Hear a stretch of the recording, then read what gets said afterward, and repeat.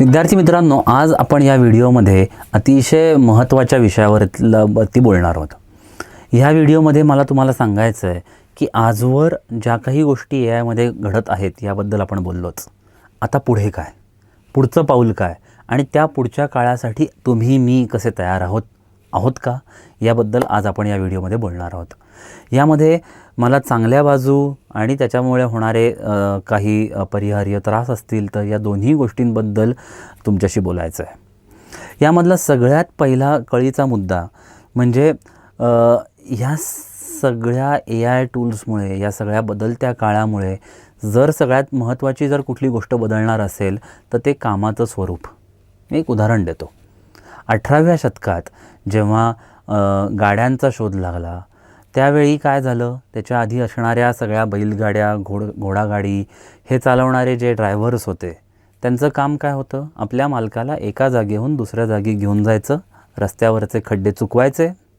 गाड्यांचा शोध लागल्यावरही काम हेच राहिलं, मालकाला एका जागेवरून दुसऱ्या जागी घेऊन जाणं आणि रस्त्यांवरचे खड्डे चुकवणं.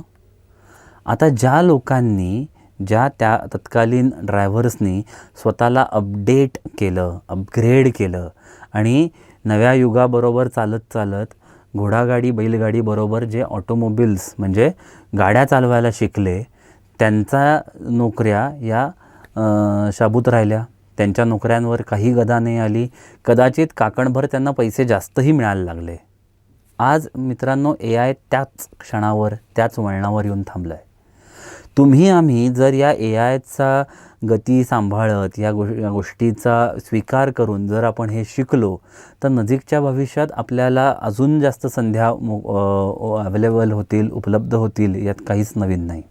पण जर आपण हाच विचार करत राहिलो की या ए आयमुळे काय होईल, हे इथे घडूच शकणार नाही, हे फार पुढचं आहे, हे पाश्चात्यच आहे, भारतात हे काय होत नाही, अशा विचारांनी जर आपण लांब पळत राहिलो तर मित्रांनो आपण कधीच या काळाबरोबर सुसंगत राहू शकणार नाही. आपण कायम मागे राहू.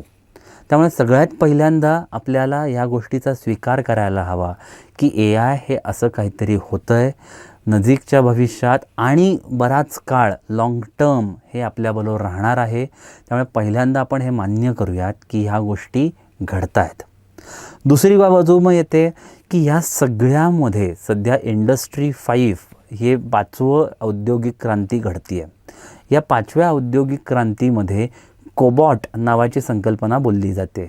कोबॉट म्हणजे माणूस आणि यंत्र हे एकमेकांबरोबर केलेलं काम, तंत्रज्ञानाचा वापर करून माणसांनी केलेलं काम एकमेकांबरोबर. म्हणजे आता ए आय हे तंत्रज्ञान फक्त काही गोष्टींसाठी न उरता आता नजीकच्या भविष्यात हे वेगवेगळ्या कंपन्यांमधला अंतर्भूत असलेला एक घटक बनणार आहे. हे तंत्रज्ञान त्या कंपनीमधला एक जणू टीम मेंबर असल्यासारखं काम करणार आहे. इतक्या मोठ्या प्रमाणावर हे आता आत येणार आहे. यामधले काही आकडेच द्यायचे झाले तर एक अतिशय उत्तम आकडा माझ्यासमोर येतो. सध्या 2023मध्ये 1000 अमेरिकी डॉलर्स म्हणजे साधारण 80-82 हजार रुपये मध्ये आपल्याला जो कॉम्प्युटेशनल डिव्हाइस म्हणजे जो लॅपटॉप मिळतो तो जर आपण कंपेअर केला तर ते जवळपास एका उंदराच्या मेंदू एवढ्या कपॅसिटीचा आहे. म्हणजे उंदराचा मेंदू ज्या काही पद्धतीने आणि ज्या गतीने काम करू शकेल तेवढ्या कपॅसिटीचा, त्याच्या इक्विव्हॅलंट, त्याच्या समतोल साधणारा हा कॉम्प्युटर आज आपल्याला 1000 अमेरिकी डॉलर्समध्ये मिळतो. 2030पर्यंत 1000 अमेरिकी डॉलर्समध्ये तत्कालीन माणसाच्या मेंदूच्या कपॅसिटी एवढा कम्प्युटेशनल डिव्हाइस आपल्याकडे उपलब्ध झालेला असेल. म्हणजे 1000 अमेरिकी डॉलर्स हे जर आपण परिमाण म्हणून जर धरलं तर कम्प्युटेशनल म्हणजे एखादी गोष्टीवरती कॉम्प्युटरची जी पॉवर आहे ती आजच्या घडीला जर उंदराच्या मेंदू एवढी असेल तर नजीकच्या येत्या 7-10 वर्षात हा जवळपास माणसाच्या मेंदूच्या कपॅसिटी एवढा होणार आहे. मग आता विचार करा, जर 2030च्या आसपास जर $1000 मला असा जर कम्प्युटर मिळत असेल की जो माणसाच्या तत्कालीन, आत्ताच्या नाही, तत्कालीन माणसाच्या मेंदू एवढा काम करू शकत असेल, तर मग तुमची आणि माझी गरजच काय? मग एखाद्या कंपनीनी तुम्हाला किंवा मला नोकरी का द्यावी त्या जगात? तर ह्याचं पुन्हा कारण तेच येतं की तुम्ही आणि मी स्वतःला किती अपडेट करतो आहे, अपग्रेड करतो आहे.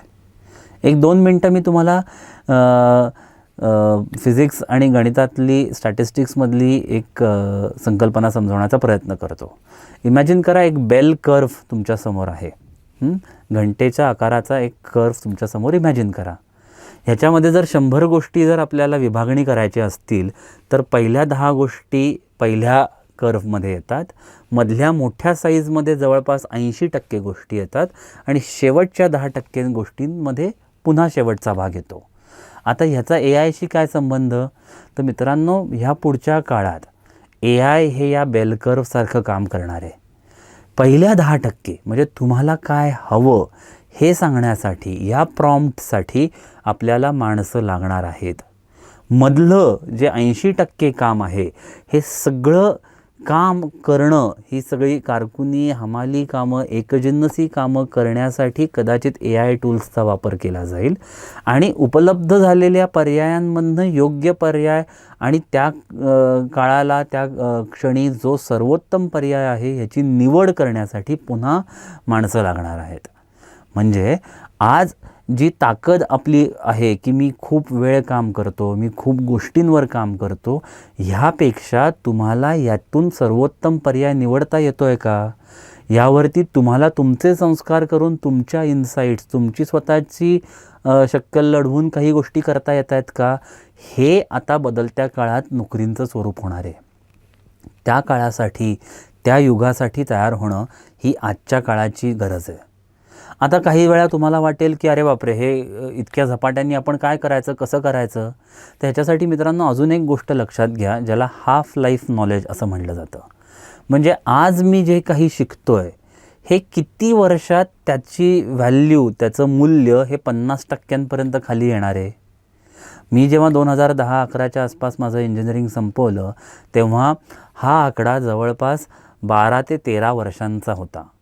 म्हणजे 2010 साली इंजिनिअरिंग करत असताना मी जे काही शिकलो ते आता 12-13 वर्षांनी म्हणजे 2023पर्यंत त्याची व्हॅल्यू 50% कमी झालेली आहे. म्हणजे मला हे मान्य करायला हवं की आता जर मी नवीन काही शिकलो नाही आणि जर आयुष्यभर 2010 साली मी जे काही इंजिनिअरिंग शिकलो ह्याच्यावरच राहिलो, तर जवळपास एक 18 ते 20 वर्षाच्या कालावधीत माझ्या ज्ञानाची व्हॅल्यू, माझ्या ज्ञानाचं मूल्य हे 10%पेक्षा कमी होऊ शकतं. मग इतक्या झपाट्याने मला अपग्रेड करायची गरज आहे. आणि आता AI मुळे हेच हाफ लाईफ नॉलेज हे आता 5 वर्षांपर्यंत कमी झालेलं आहे. म्हणजे तुम्ही तुमचं सगळं शिक्षण जर संपवलं समजा वयाच्या 22व्या-23व्या वर्षी आणि त्याच्यानंतर साधारण 60 वयापर्यंत, म्हणजे साधारण आपण धरूयात 35 वर्ष जर तुम्ही तुमची नोकरी, व्यवसाय करणार असाल, तर सध्याच्या गतीनं तुम्हाला 7 ते 8 वेळा तुमच्या नोकरीचं स्वरूप बदलणार आहे.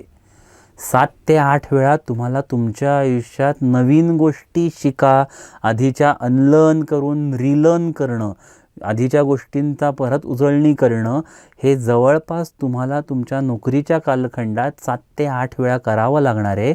हे मान्य करायची गरज आहे, हे स्वीकारायची गरज आहे. आणि त्यामुळे आज काहीतरी मी शिकलो हे विसरून न जाता त्याचंच बोट धरून उद्या मला सतत शिकत राहणं, सतत नवीन नवीन गोष्टींचा अभ्यास करत राहणं हे अतिशय गरजेचं होऊन बसणार आहे.